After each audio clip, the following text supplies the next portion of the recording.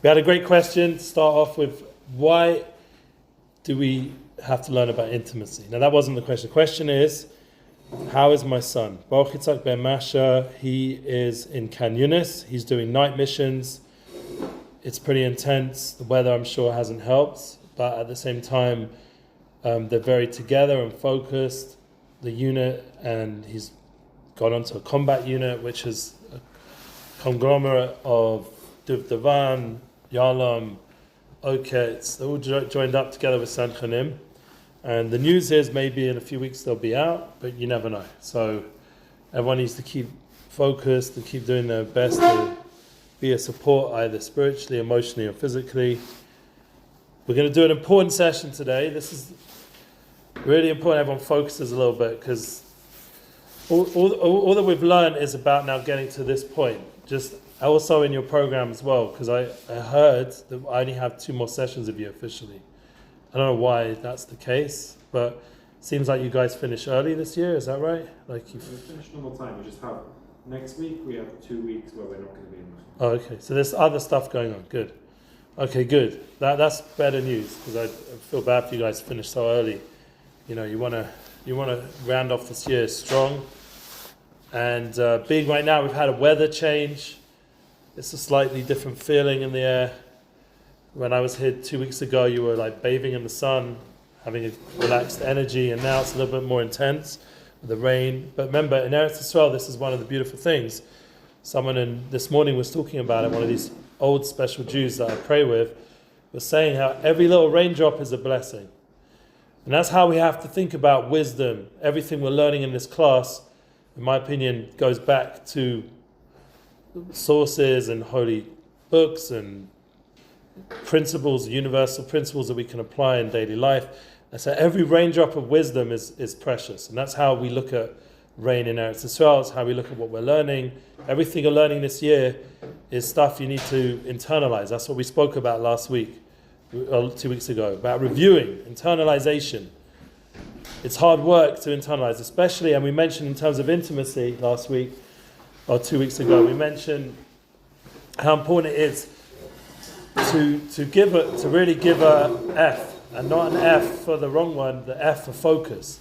Really give your focus, because if you're not focused in your relationship with whoever you're going to, please God, find to team up with, this soulmate of yours, if you're not focused, she'll make you focus, and if she doesn't manage to get your attention, then she'll find other ways or other people, other opportunities to focus with. So it really is, the key to the game is that focus, and that means paying attention, internalizing what we're doing, and that's really what you should be doing right now, this stage of the program as well. Bnei Akiva, Mechina, Bnei Akiva World, you should be bringing together everything you've learned till now and starting to be in like a good flow. So that all the habits we mentioned, all the good ways of getting your intimate life into a good place should be now clear. We'll just run through the list. If anyone remembers it, that would really impress me, but I'm not going to put you on the spot. I'll run through. First, be proactive, be kind. Everyone needs to be kind. In order to find your soulmate, you've got to be interactive, you've got to be actually talking to the other side, as they say, or your other half. You can't have a relationship just by texting. It's not going to happen. You've got to actually meet this person to person connection. That means going out of yourself a little bit, being proactive, thinking in a kind way. How can I connect to people beyond myself? We're getting caught up, addicted to nonsense, but having availability to be connecting with people. Second thing is, end in mind. Having a mission statement, knowing what you're here for. Getting clear, what did you come to this program? What are you doing in your life? Who's this other person? What's their value system? Do you share similar goals?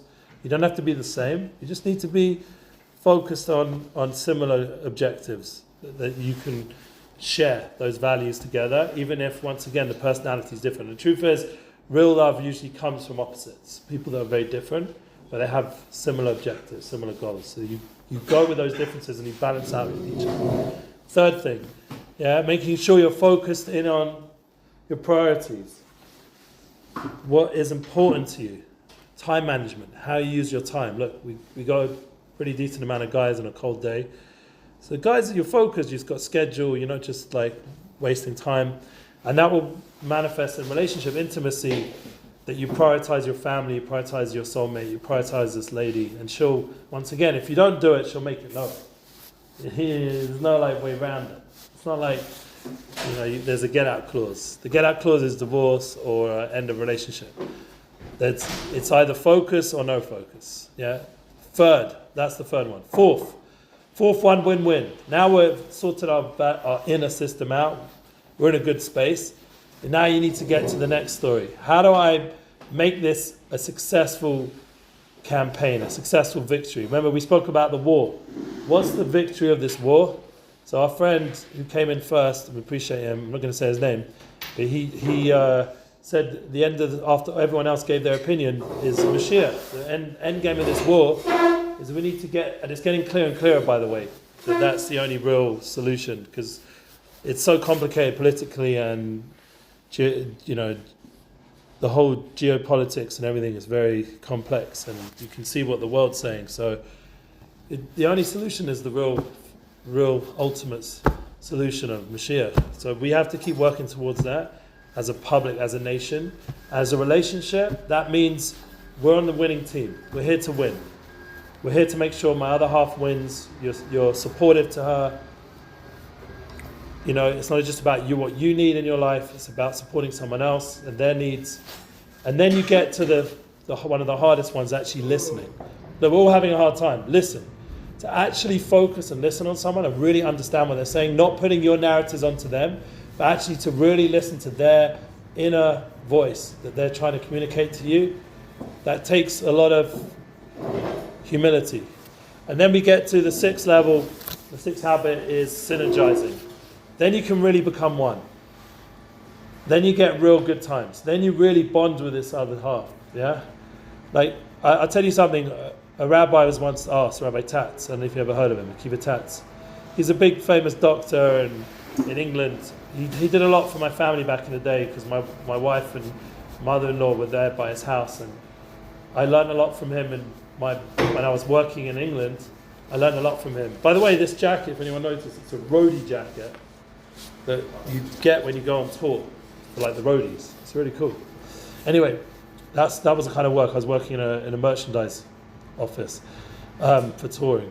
But the point is that this doctor, Rabbi Akiva Tatz, people asked him, religious relationships must be really not fun. They're like all these rules. Yeah, there's all these limitations. I'm not really bonding, I'm not really understanding how this could be a pleasurable experience, being religious and relations, sex, intimacy. How can it be good? Must be all the good fun is all the crazy stuff, yeah, in the nightclubs and the cruise ships and all the crazy stuff that goes on out there. That's where all the real pleasure is. So he said back to them, no, that once you understand, you get all the things we just spoke about clear. Now when you're bonding with this woman, it's the most amazing, spiritual, uplifting journey together. And intimacy just gets better and better as you get married. People think as you get carried on marriage, you get older, so you're less physical, you're less attractive, you've got less energy. So then the whole intimacy thing gets worse. It's only downhill from now. That's like the mindset of the world. That's why you need to just, like my friend John the other day, change her up, yeah? You hear that, brothers? Yeah, you start getting a new girl, a new lady. Bring in a new lady to your life. Get a newer model. Have you seen that idea out there? Like Jeff Bezos? No, how do we say his name? Bezos. Jeff Bezos, he changed, his model. Not that you should call a woman this, but he changed his wife to a younger version. And if you've seen his new girl, I suggest not checking it out, but she's not exactly like his wife before. And I'm sure that's not the first billionaire to have done something like that, yeah? Yeah, he's another dude, yeah? I heard about that. But the point is that with intimacy, real intimacy, if you're really working on yourself, it gets better and better with marriage, and the physical side of it becomes less and less the point, because you have to understand intimacy is a spiritual experience. It's joining two souls together. So in order to get to that level of intimate soul connection, you have to become less physically focused and more emotionally and spiritually focused. And that's the real key to this whole course. So that's real synergizing. That's what the 6th level we said. Now the 7th, we said we had to review. That was 2 weeks ago. Be focused, make sure you're getting clear what you're here for. Now you're in the program. So this point of the program, my hope is all of you have found your voice. This is the 8th habit that Stephen Covey talks about. We're quoting him, anyone check it out. 8th level is finding a voice. Now in our generation, everyone has a voice. More than ever in history. Back in the day, there was a king and a queen, and if you went and said your voice, you said your opinion, and it wasn't according to the king and queen, you got your head chopped off. Yeah, like it was a different world. Now we have ability to give our opinion. You can post it online if you've got some courage, even if you might get a little bit of, angry voices, hatred back. By the way, did anyone see Ben Shapiro's rap? Yes, with Tom MacDonald. Wow, it's amazing. I love it. It's on my, literally on my... That's exactly the point. Someone like Ben Shapiro, who's like this seemingly, he's not, but the way they depict him, the world out there, he's a nerdy Jew, who, Harvard lawyer, highly intelligent, speaks too fast, he knows too much, too pro-Israel, that whole kind of thing. Can I play his part of the rap? Huh? Can I play his part? Yeah, you can. Please, I actually want to hear it again. It's so good. I've been listening to it again and again. You know how I listen to it again and again? I just watch all the reactions. I love seeing all these black people going nuts for Ben Shapiro. I love it. Start at the beginning. This is Tom MacDonald.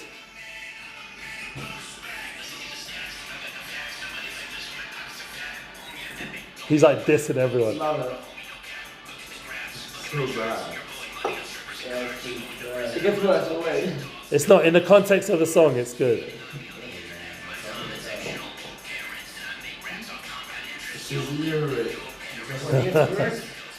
Danny, you missed it. He's taking money off Tom. Danny, you missed it. Danny. He's dissing Liz, he's dissing Cardi B, he's dissing Nicki Minaj, he's dissing everyone. It's amazing. And it's streaming, like it's almost number 1. I think it would be number 1 if they hadn't fixed the whole Billboard chart. Like in the terms of the numbers, it's actually number 1, but the business obviously doesn't want it to be number 1 because it's against the industry. But anyway, without getting into that, the point is that you have a voice. You can go and make your own podcast. You can build a media team, and you don't have to be a millionaire like Ben is, where he's at now. You can get there right now in Bnei Akiva. You can influence the world. Your voice matters. This is the 8th habit. You have a voice, and you have ability now to express it more than ever. Yeah, I was thinking about it. You do need some money a little bit, because nowadays to get your voice heard online, it needs some bang. You need to be able to put it out there a little bit in terms of promotion. It's not going to just happen now. What happens? How do you bring this into intimacy? So I would say that it's important that you learn with your wife or with your soulmate that you both have once we've got clear what we're here for, you both have your missions, and to empower that. For example, my wife, yeah? She's not a doctor like Ben Shapiro's wife. By the way, one of the funniest comments on the video was, now Ben Shapiro's wife can say, my husband the rapper. Because he always says, my wife the doctor. So now she can say, my husband the rapper. That's a good joke. I thought it was a good joke. Anyway, the point is you both have to have your tafkid, your purpose. Like, my wife does matter. She loves going to help people. Yeah? Now I could say there, but there's no money in it. It's a waste of time. That's the man voice. You're thinking bills, yeah, I'd rather her just be around, available for my needs. Why is she running off, helping all these ill people, and she's not even getting paid for it. It's a waste of time. You could start talking that way. What did I do? I had to pay for the course. It wasn't cheap. Pay for the course. It was an English speaking course, so I had to pay for it. Yeah. 2, I then had to be agreeable all this time that she's going to be busy doing it. 3, she's getting all this equipment, all this stuff. She's going out. There's hours of the day. You never know where she's going to end up. She even then had to get a gun this year because of the war. She now had to get a gun. And we got a gun, thank God, within 3 weeks of applying. That was unusual. 3 weeks of applying. Everyone else takes months. She got, with 3 weeks, just after the war started, she got a gun. My son phoned her up from Gaza and said, get a gun if you're going to go do matter. You have to be armed nowadays. That's what the intel is, that basically anywhere you go, if you don't have a gun, it's a risk. It's a life risk nowadays, especially with MADA, because they go into every kind of place. They help every kind of person, not just Jews. So you have to be armed. So she has a gun. And she did it. She booked Shem. But my side of the relationship was, and this connects to what we're learning, is to be supportive. To be not just be supportive, to empower her voice be heard. This is a really hard thing. It's making space for someone else to express their mission, their unity, even if it doesn't seem to fit your agenda. And that's the whole key to marriage relationship. Yeah, go on, ask a question. How do you go on the West Bank too? What do you mean? Does Mali go on the West Bank? They go into Arab areas, yeah, all the time. She's been in shifts where she's the only Jew, and she's in an ambulance with Arabs, like Arab driver, Arab nurse. Yeah. How are Arabs driving motor vehicles? Why? Because the matter is non-denominational, whatever the word is. Yeah. Yeah, but as in, okay.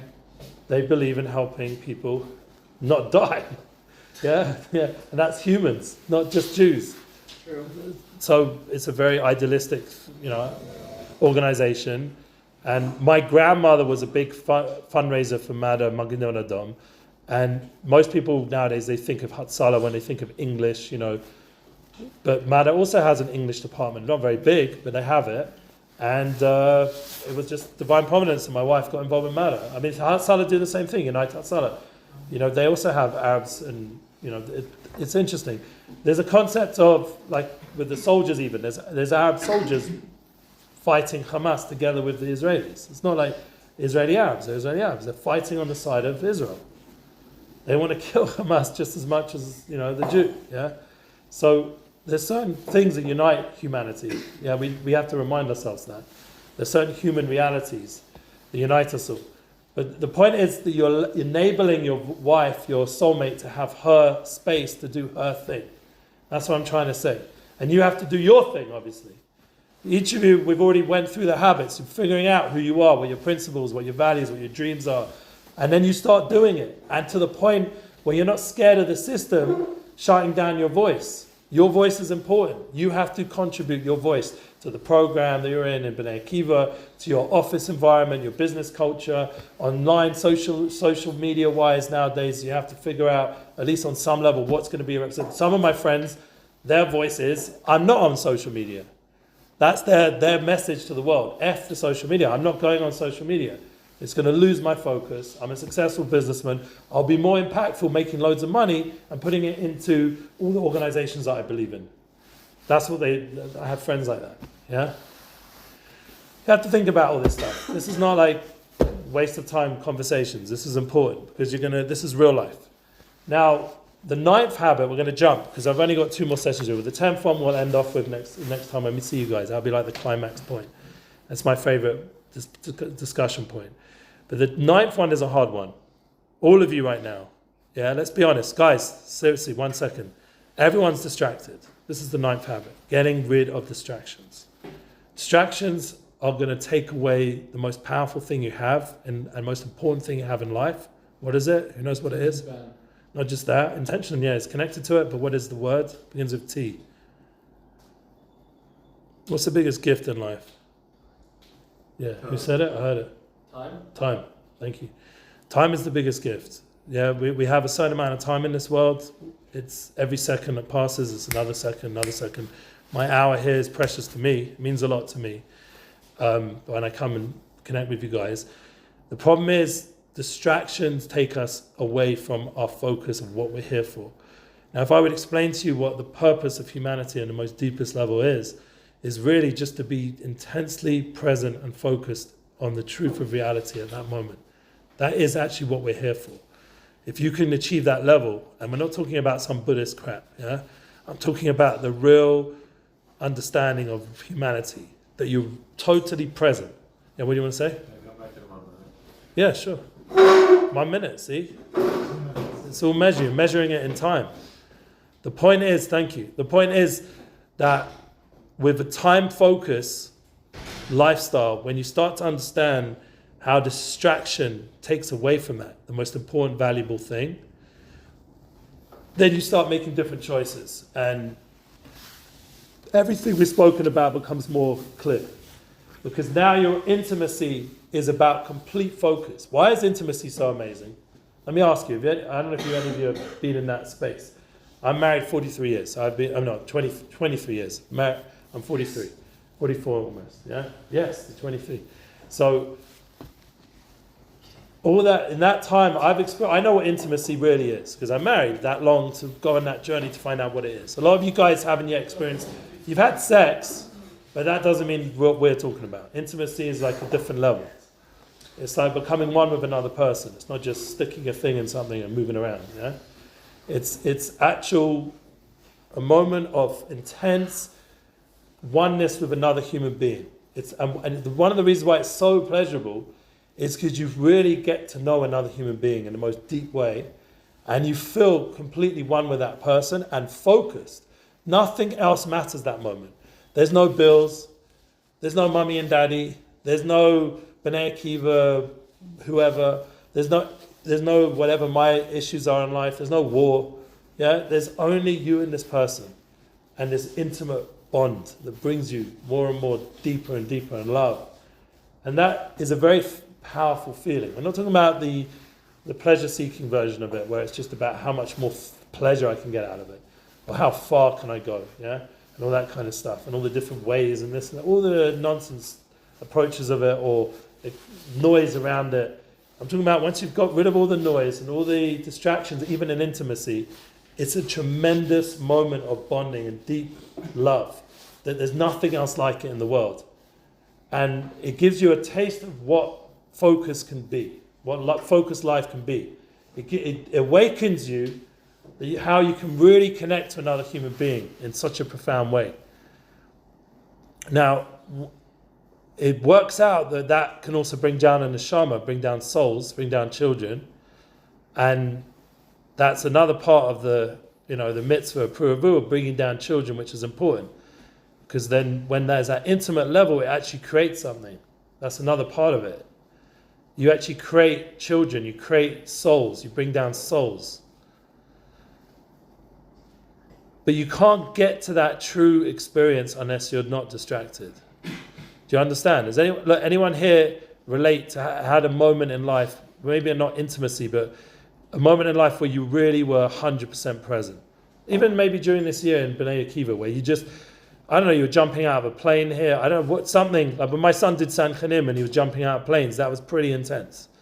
You get pretty focused. That's why a lot of people are thrill seekers nowadays, because they want to, parkour, they want to jump off a building and stuff to another building, because that intense rush, Like Tom Cruise must put in every single one of his movies a running scene where he's like jumping from building, and he's actually doing it himself. Because he's probably like, what's the word? He's like addicted. Adrenaline junkie. Yeah, he's adrenaline junkie. Or he's just a nutcase, I don't know. Either two. Point is, has anyone here had those moments of intense focus where you're not distracted and tasted the kind of pleasure it brings? It's the real key to pleasure. It's important to know about it, because what's the whole America built off? Yeah, in God we trust. But what was the other reason? One of the founding principles: pursuit of pleasure. Yeah. So let's be honest, everyone's looking for pleasure. You eat because it's pleasurable, even though it also happens to help keep you alive and nourish your body. But everyone out there is looking for pleasure. Pleasure is a very important part of human reality.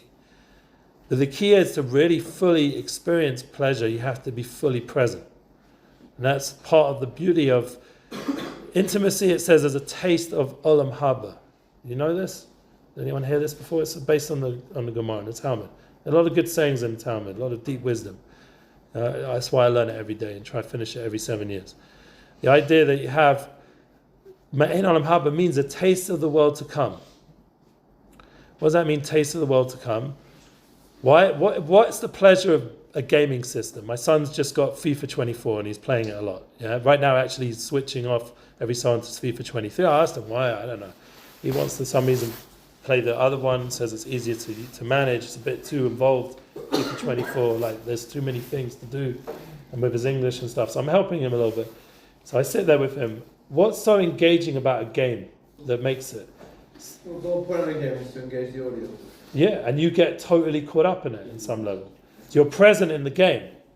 So it's a feeling a little bit of olam haba. That's what olam haba is. It's the world that's to come.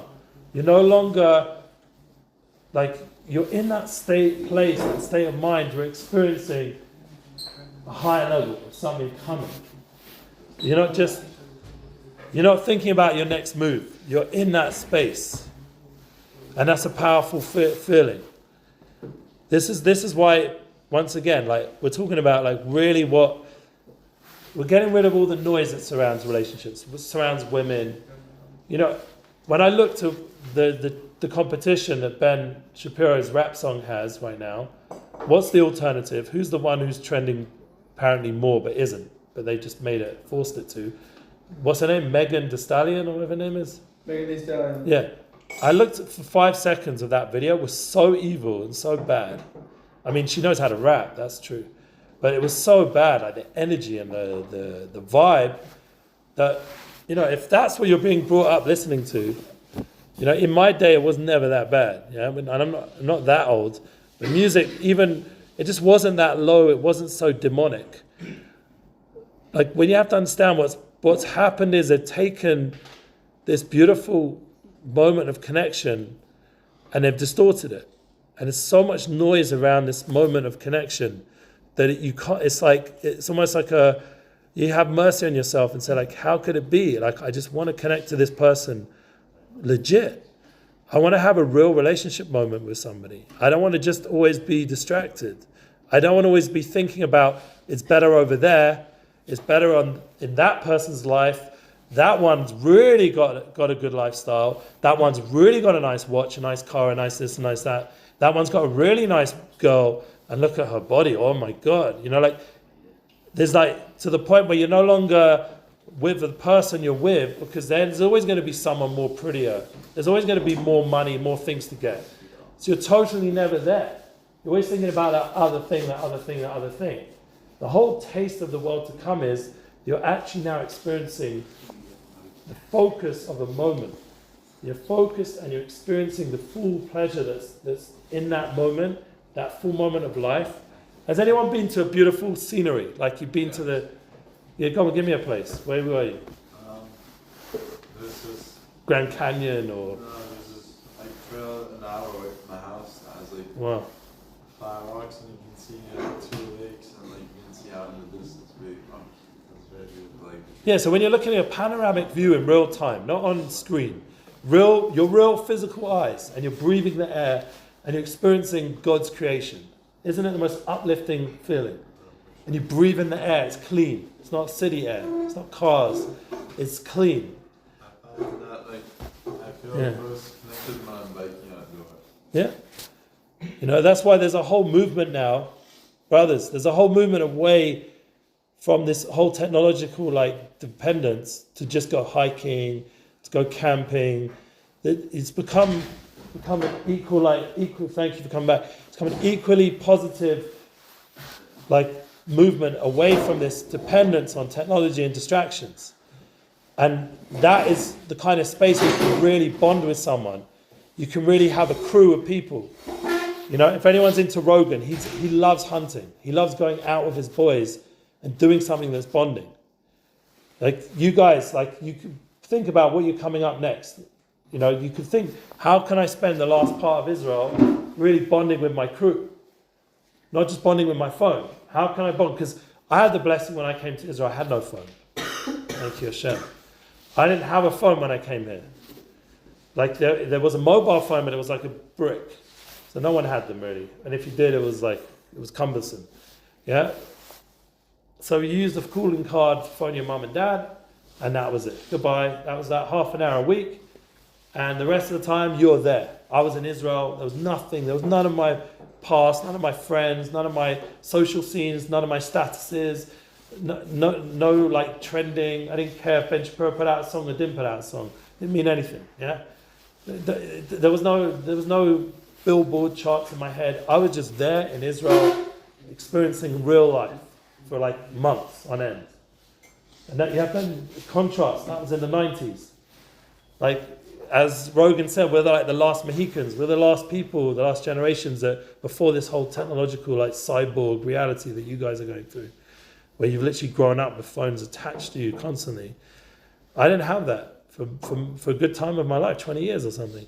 So And even there was a bunch of years I chose, even with it all taking over everything, to also not have it.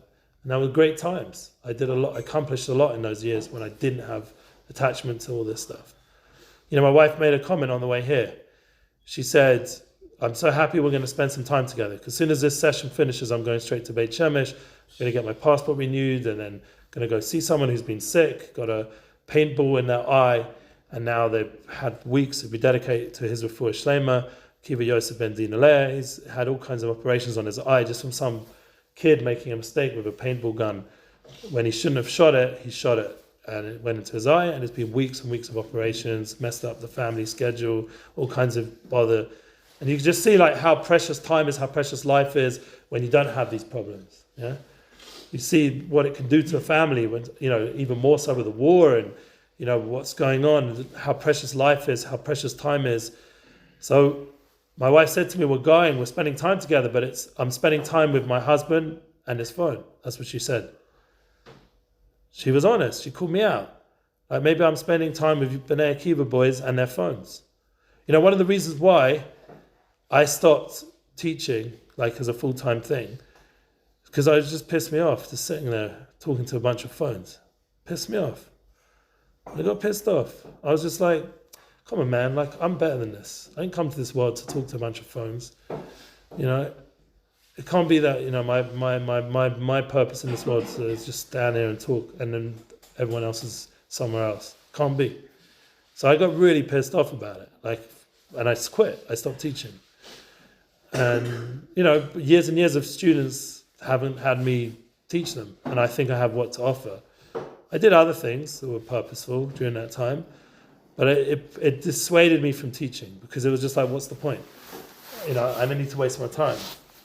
I was at a point where literally I was texting guys during this class, to listen, because I had all their Facebooks. It was back in the day. It was the 2008, 9, whatever it was. And I'd be texting them, bro, I'm teaching you right. Can you get off your phone? And I'd be like, oh yeah, sure.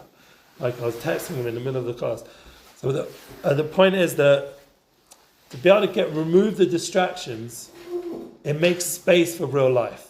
It really can be done. We have to all do it at some level. Thank God I don't have a Netflix account right now. Thank God. All that waste of time. Most of it's crap, as I've already mentioned a few times. A little bit, there's a few documentaries, a few insightful things, maybe some good movies that you can watch in your chill time. But the general, it's built there to pull you in and waste your time. Yeah, go on. I understand. I also consider a waste of time if it's a nice day outside and you're watching Netflix. If you're chilling in the evening with your family, beautiful. It's a waste of time to watch Netflix. No. In those instances when you're bonding with people and you're watching a movie, I went with my parents. I went and saw that movie, One Life, with Hopkins. Wait, anyone but you? No, it was called One Life. Then, No, One World, excuse me. Save One Life, save the world. It's for intimacy. Anyway, it's about Hopkins, Anthony Hopkins, amazing actor, amazing film. And I went and saw it with my family, and it was very bonding to be there with my mum and dad. I'll never forget that experience, just now, a few weeks ago. So if you're doing it to bond and go through an experience together, and it's a quality film, you're learning something from it. But the point is that, we're all struggling with this. Every man nowadays, attention is being challenged to focus in. It's a mutual issue. I've got it, you've got it.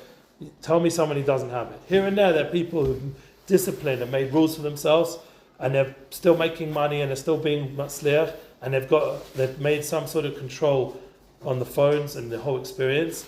The phone's not controlling them. There are some people out there who are managing to really, and I think the quality of their lives are probably much better than ours, honestly, who are addicted. Yeah, go on. Did you have a kosher phone? Yeah, I had a kosher phone. Years I was offline. It was amazing. Years. So I've had a time period when everyone else was on, I didn't have. And there were good times. My friend wanted to get hold of me, had to phone a house phone. That was it, for a whole bunch of years. I had a computer, my parents gave me a laptop. Something got glitched with it. And I came to my rabbi, I said, my laptop's not working, He said, Baruch Hashem. He said, now you can live again.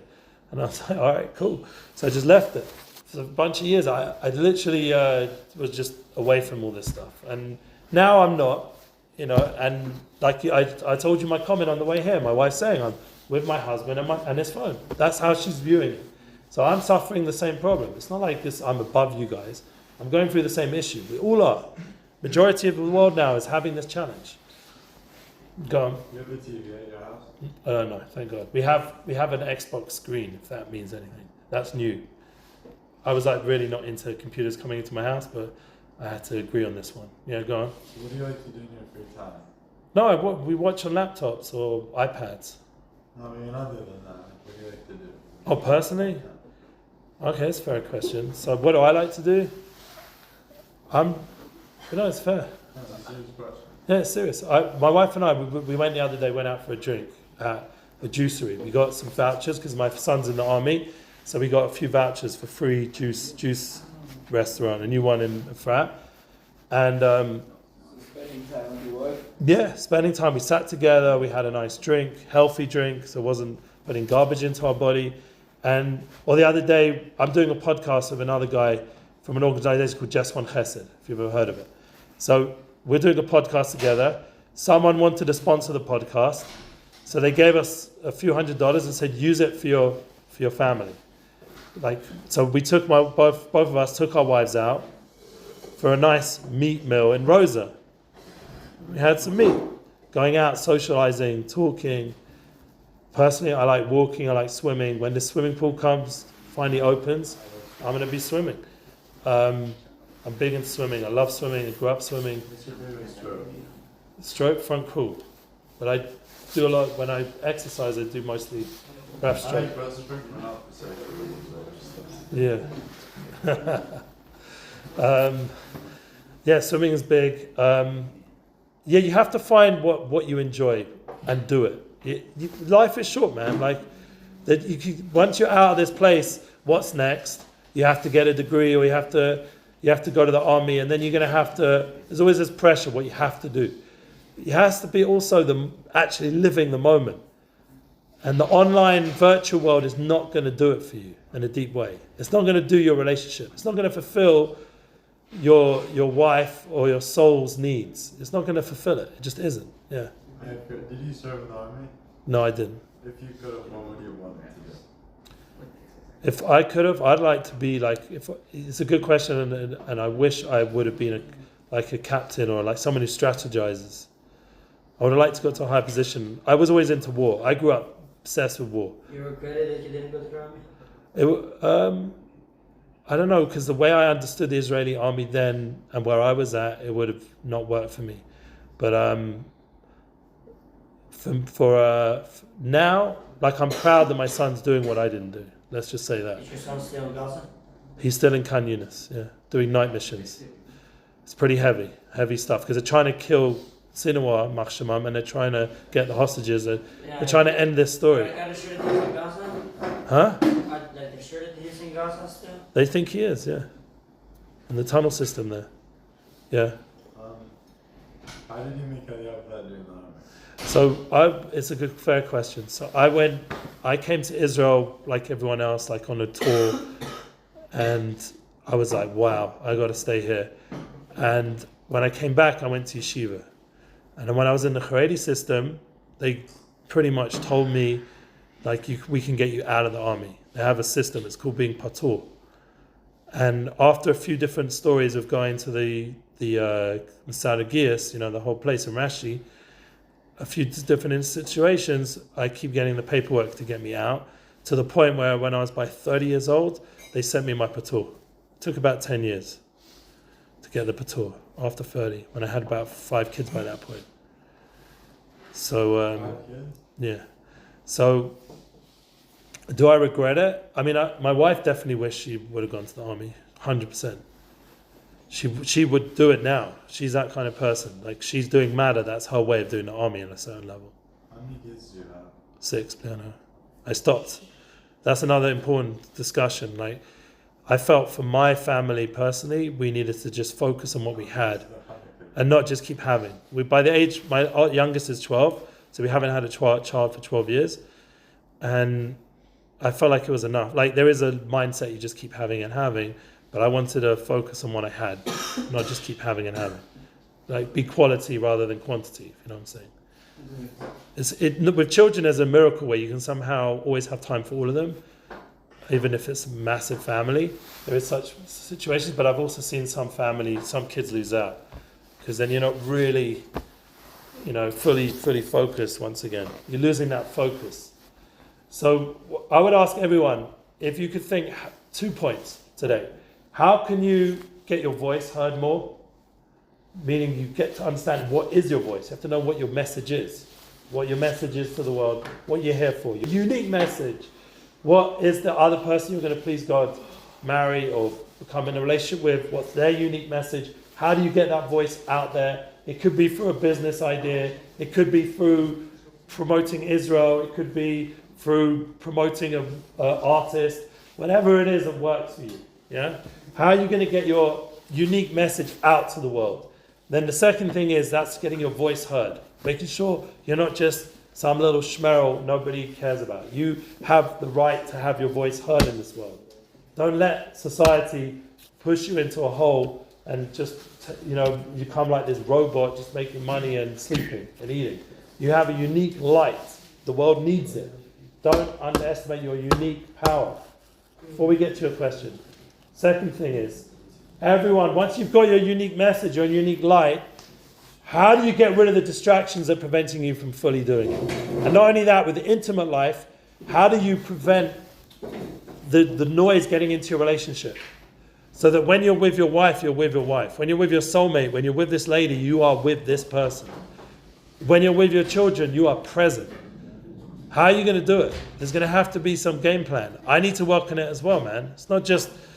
this is not just like an easy task, because we've got the whole infrastructure of high tech is aiming how to keep you busy with it, more, another bit of dopamine, another second, another check, another movement, another hustle, another stimulation, another etc. etc. Yeah, it's built to pull you in and keep you there endlessly. So you got to somehow disconnect. Like we said, Shabbat's a big tool. Yom Tov's a big tool. You have a moment, disconnect to reconnect. We've said different ideas how to be able to switch it off. But it's also got to be in your mind as well, inside you as well, that you're focused as a person on real things. When you're talking to someone, you're really focused. It's not just like whatever. Like when you get together with your boys, I got together with my boys in London. We didn't just talk about like heavy stuff. Like we had chats, it was fun. Just chatting breeze, as they call it in England. Just like having fun conversations. It's one of the best things to do. Why is that such a pleasurable moment? Just to schmooze with a bunch of boys over a nice meal, we were sitting in a firm restaurant. It's called Rudy's in Baker Street. Beautiful restaurant. Having a lovely meal, brought our own booze, endless meat. And he's just sitting there with your boys. For me, it was like Gan Eden, one of the highest times I've had in a few weeks. It's just the moment of just being with your boys talking. Why is that so pleasurable? Does anyone know? Nice to be with other people. Nice to be with other people. And nothing else. You're not thinking about your worries and problems in life. Exactly. And if you are talking about them, it's always in like a more connecting way. Like the movement, the direction's always in a good way. So it's not like pulling you down. You're getting encouragement. Like one of my friends went through some heavy stuff, and we spoke about it, but it was always like in a happy way. Like we're moving it. We can get through this kind of thing. We're a crew. We're together. You're not alone. This is why one of the things we did during that meal, we all agreed not to get on our phones, not to spend the meal taking selfies and posting, and we agreed to actually be. Like I put my phone high up away from me so I could just be there. And there was one moment he wanted a phone number, so then I took my phone and I said, I really feel lame that I couldn't even survive the whole meal without taking my phone, but I had an excuse because I needed to give him something, because I was scared I'd forget it. But once I got it, get the phone away again so I can just enjoy this experience. Yeah, what are you saying? Do you feel like you're missing out on anything by being religious? No, that was the whole point. What I said, I don't know if you were in the class, but the Rabbi Tatz said that his intimacy is better, that he's because it takes away the noise. The whole point of the religious system is to guard you from the noise of all the distraction, your own evil inclination, your own negativity, your wife's negativity, the world's negativity, and it allows space for your soul to blossom, to groom, to have room. Now, if you're doing it wrong, there's lots of people religious and living it wrong. There's like crazy religious people, we know. Islam believes that killing people is what God wants. There's all kinds of distortions of religion. We know that. But if you're doing it in the right way, you really understood what God's intention is with spirituality and intimacy and the soul connection. So no, it only enhances your relationships. It enhances everything. It enhances eating food. It enhances going for a walk. It enhances doing business. Because everything's within a framework of clarity. You're no longer confused. And you're not just some like piece of like, flesh being flowing around this way, that way. You're not just floating through space. You have a purpose. You have a mission. It's clear. Yeah, go on. You have 3 times a day? Yeah, of course. A lot of personal questions here. I'm very disciplined. All the things I spoke about, the habits, except for focus, like really focusing on my wife, like fully, which is probably one of my biggest problems. Everything else I'm trying to do. Everything I've talked about, I'm trying to live up to. The focus one, the distraction one is a hard one. That's one of my weak points. Really listening, really being present. I have a hard time with that. I'm a little bit ADHD, I've got excuses, but at the end of the day, I've got to work on it. Yeah, go on. How do you, sometimes I'll talk to someone and I realize, I want to hear it sing, but I really can't, I'm just not interested. How do you make yourself interested in what people are saying to be good? I know there's no outside distraction. Yeah, this actually came up with Rogan's, his chill with his boys on his podcast, because Rogan's always talking about aliens and, pyramids and weird stuff. So his boys are when he goes on one of those rants, they just tune out, yeah? And the other way around, when he speaks to dumb people, he's not really interested in hearing the whole LA Hollywood nonsense. The whole, I know this person, I know that, everyone's showing off their, Rogan tunes out. He's not interested in any of that kind of show off stuff. So yeah, there's going to be conversations you're going to tune out. But either they're not the right people to be with, which is what they're implying, or the other thing is you learn to tune into the human point where you do connect. There's always going to be something you connect on with most normal human beings, unless they're really shallow and really lame. And those kind of people I generally stay away from and pray not to have to encounter daily. Most people have what to talk about.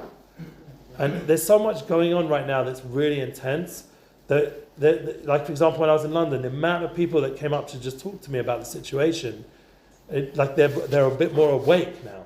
Life isn't just, superficial discussions. People are thinking the world's changing, things are happening, there's real, it really matters now that I'm Jewish, because I can't get away from it, whether I want to or not.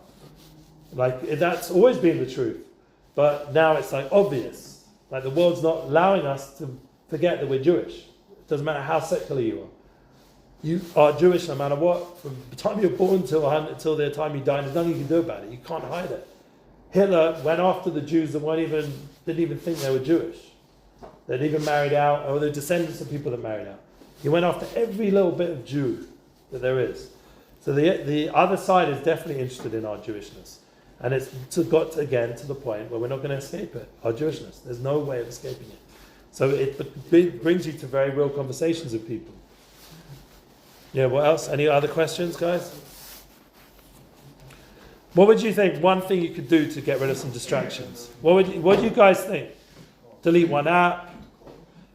Maybe put a time limit on the phone? Why get rid of social media? Social media? Snapchat especially. Yeah? Snapchat? I try to Try. limit and delete it, but I feel left out. Yeah, that's good. My son's also, he broke his phone to get rid of it, and then he bought himself a better one. He just came home with an S23. I was like, what? You just broke your phone? He said, yeah, that was rubbish, and I tried to go without it, and now he's back on it.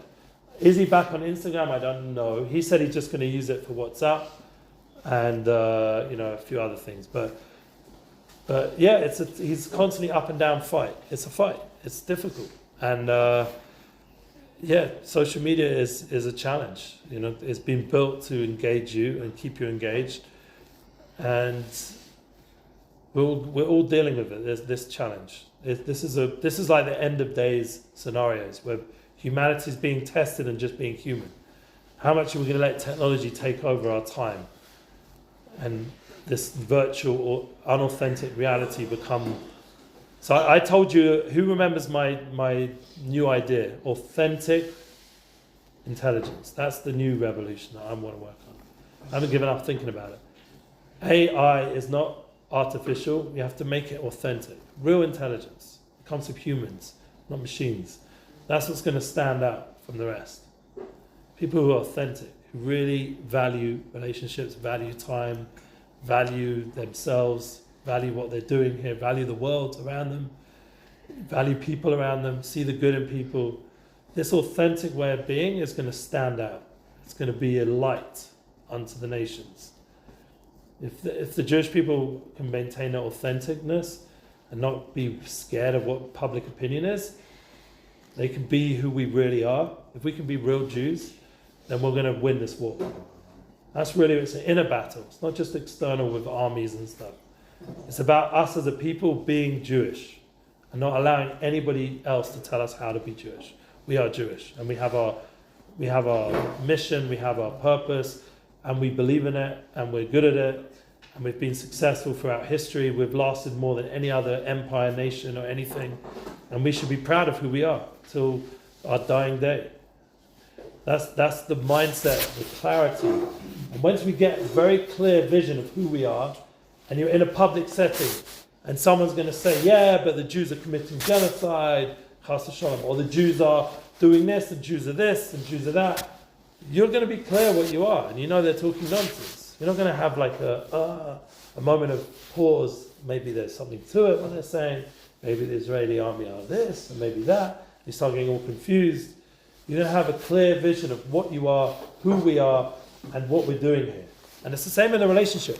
When you have a clear vision of this partner, this is my soulmate, this is my priority, there's no one else in the world that matters. No other woman am I meant to give my energy to other than this woman in this intimate way. This is clear. When you're totally clear about that, then all those messages you get, the DMs from those other women, are just going to be deleted or blocked. Because you're not interested in all those other options. Because you know there's nothing to do with you. You're closed to that whole false reality of supposed pleasure that awaits you if you just give in.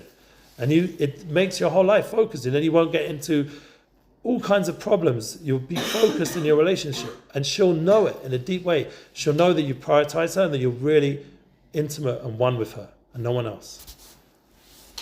What do you say is the biggest distraction in your life? My life? Once again, I would say the phones. Other than that. Other than the phones?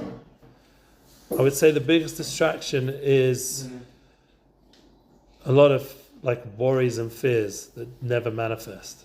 So if I just learn to like let go and tune out of all that noise, the chatterbot inside our head, then I'll be focused. All the fears, your own insecurities, those kind of things. You just have to tune out of it all and just say, enough, die. Like, I know I'm here, I'm good, I'm focused, I'm doing good things in the world.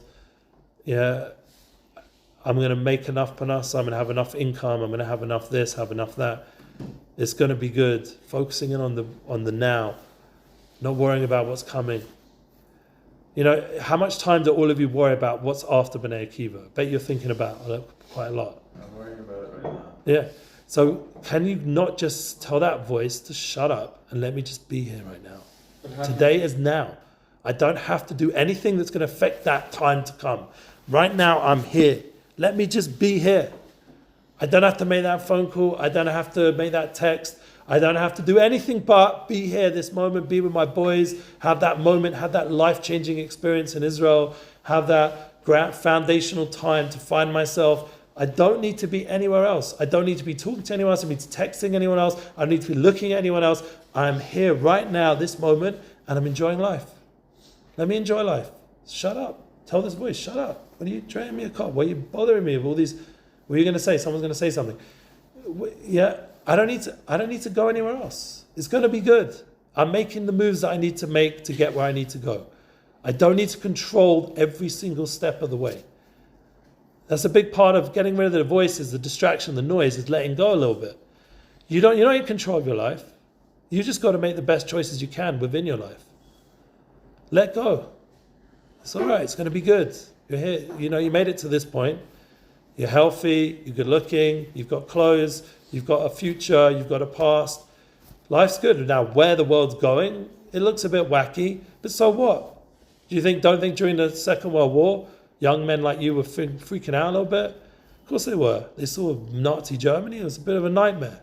So we've got another version of it. Hamas, Al-Qaeda, all these different groups, Hezbollah. There's another version of Nazi Germany. But we got through that. We'll get through this. Did we suffer? Yes. But did the people that suffered still manage to rebuild families and go ahead with their lives? Yes. So we'll get through this also. Hopefully it won't be as bad as what happened in the Holocaust. But we're going to get through this. Like, we have to put history and context into everything we're doing. And it allows us, the main point is to be present, to live life fully, to live that moment with that other person fully. That moment with that other person is not going to come again. It's a precious experience of life together with another human being. Enjoy it. Enjoy it. It's a soul. They've chosen to spend time with you. Enjoy that other person. They're investing their time in you. Invest your time in them. Invest your time in that other person. Invest that time in that moment of life. Experience life to the fullest. It's a very simple concept, but it's so distracted and so much noise around it. Like you admitted, you're thinking about what's coming. What? It's not going to help nothing. If you can make real steps, make those steps and now forget about it. I have a website to help sort out right now. When I'm in the realm of working on the website, I'll work on the website. When I'm not, bye-bye, website doesn't exist. When I have to make some marketing stuff, when I'm doing the marketing, I'll do it fully. When I'm not, I'm not. It's a certain self-discipline, mind discipline. You can't do 10 things at once. You have to do each thing fully focused, and you get to the next thing, and you watch your life, you succeed. People who are successful are in their flow. The best fighters in the end, and all the UFC and that, they're guys who enter into a zone. They're in a zone. Anything of success, they're in a zone. Tennis players, whatever you're into, basketball, they're in a zone. What are we going to say? Isn't object permanence more of a hindrance than like helpful? Like, out of sight, out of mind, it's good and all, but like, it should be there. Like, if it's part of you, it's part of you, you know?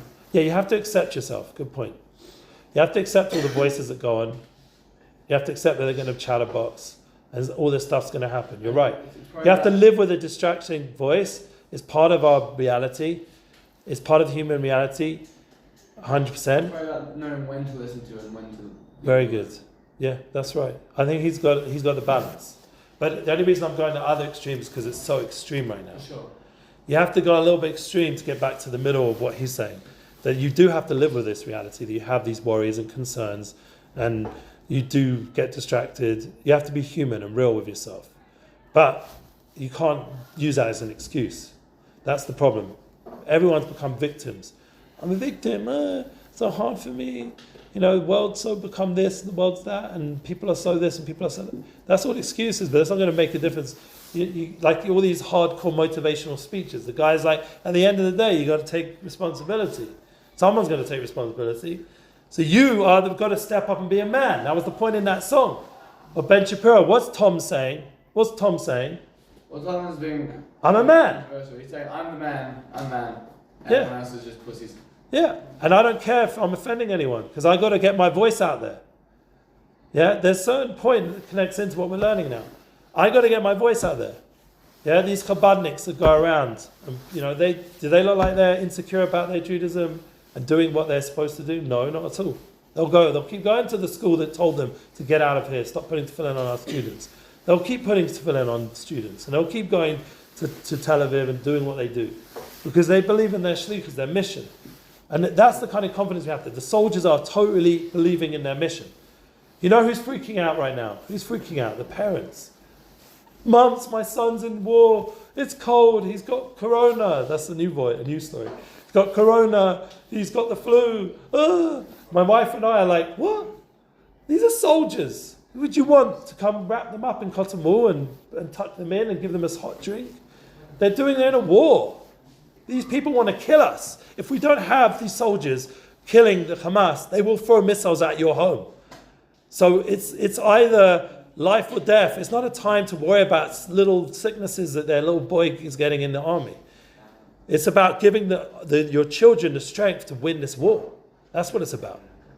That's the mindset all the parents should have right now. If they don't have it, the parents are the issue, not the army. The parents need to wake up, stop being such babies with their children. It's a war situation. You need to be focused. When you're in war, one of the pleasures of war is the focus. You come back to society, like everyone's distracted, everyone's on their phone. If you're on your phone in the war, what's going to happen? Bullet in the head. Dead. You understand? Why is my son living a true life for this time period? Because he's off the phone. And it's not just the phone. He's focused. He's totally focused on his life, on being there for another person, for an army, for a team, for a unit, for a cause, for a mission. That is the intense feeling these soldiers have right now. And that's why they're enjoying life. So I end off, we need to not be in a war to enjoy life. That's my end point. We need to realize every second of life is a certain reality of war, but there's the preciousness, the joy of life, and we can get the most out of it. Get the most out of our relationships, get the most out of Bnei Akiva. These are the last, I don't know how long you've got, but just every day, make the most of each day here. Really enjoy the program, enjoy the relationships, and eventually, please God, enjoy the fact you're going to find a soulmate, and enjoy that person. Women have deep souls. They're special. They're beautiful. They're made beautiful for a reason. There's a lot of good there. Yeah, find a matzah isha, matzah tov, says the Talmud. Find a good wife, find good. A woman is a beautiful gift. It's a gift. My Rebbe told me, I'll end on this point. I phoned up my Rebbe last Friday. I wanted to thank him. He gave me a bottle of wine because I came by his tish. You know what a tish is? Anyone know what a tish is? It's a big tish. The Rebbe's tish. He's having there, giving out fruits, tish Tu B'Shvat. So I'm in the corner all the way at the back, and the Rebbe says, before he starts speaking to anything, he says, I want to give Eliezer, Laser Goldschmidt, a bottle of wine. As he calls me, Laser Goldschmidt, Eliezer. Give Laser Goldschmidt a bottle of wine. He says to the Gabbai, one of my friends, he says, send him a bottle of wine. Give him, you know where he is? Yeah. He comes and brings me this beautiful bottle of wine. I used it for my Tu B'Shvat tissue. So I went to the front of my rabbi and say thank him. He didn't give the bottle of wine to anyone else, just to me. Maybe because my son's in Gaza, whatever the reason is. He says, and he has a Goldschmidt in a crack. That was the words he said. So I phoned him up and said, thank you so much, Rebbe. I want to thank you. I didn't just forget about it. Phoned up my rabbi and said, thank you so much for giving me a bottle of wine. He answered. He almost never answers his phone because he's very, very busy. He's a busy Rebbe. He's got a lot of people speaking to him. He answered the phone, so I got to talk to him. I haven't spoken to him for a few months on the phone, actually. Every time I phone, I got the answer machine. He listens to the messages, but he doesn't always answer the phone. So I got on the phone with him, and he says to me, Reblazer, he says, that's not how he calls me. He says, you're a rich man. He says, I want you to know how rich you are. You are so rich. You have such a wonderful wife. She's so special, and you're so rich. She has such talent. He says, you have a son who has such talent, such skills, that he can go do this successfully in Gaza. You are such a rich man. He starts saying, you're Asher Gadol. You're a really, truly rich person. And he said, and he said a few things about me personally. It makes me rich as well. And then he ended off the phone call and said, don't be so suspicious, don't worry. You are a rich person. And be happy, enjoy life. That's what the Holy Rabbi says to me. I'm saying the same thing to you. Enjoy your life. You're rich. That's it.